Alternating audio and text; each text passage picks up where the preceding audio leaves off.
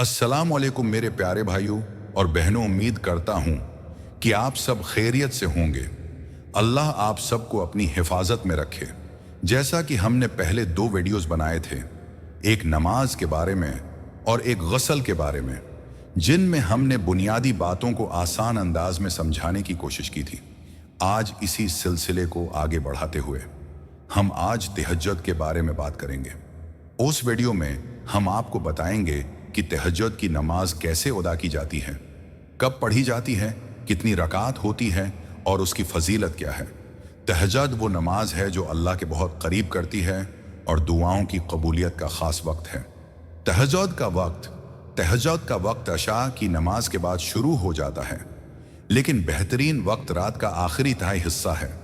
तहज्जुद के लिए थोड़ी नींद लेना बेहतर है, मगर अगर नींद न भी ली हो तब भी नफल नमाज पढ़ी जा सकती है। कम अज़ कम 2 रकात, ज़्यादा से ज़्यादा 8 रकात। उसके बाद वितर नमाज अदा करें, दिल में नियत करें, मैं अल्लाह की रज़ा के लिए 2 रकात नफल नमाज तहज्जुद पढ़ता हूँ। नियत ज़बान से कहना ज़रूरी नहीं। तहज्जुद आम नफल नमाज की तरह अदा की जाती है।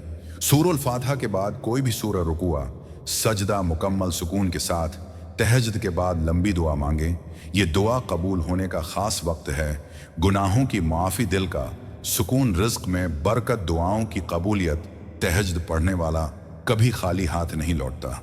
अगर वीडियो पसंद आए तो लाइक करें और चैनल को सब्सक्राइब करें।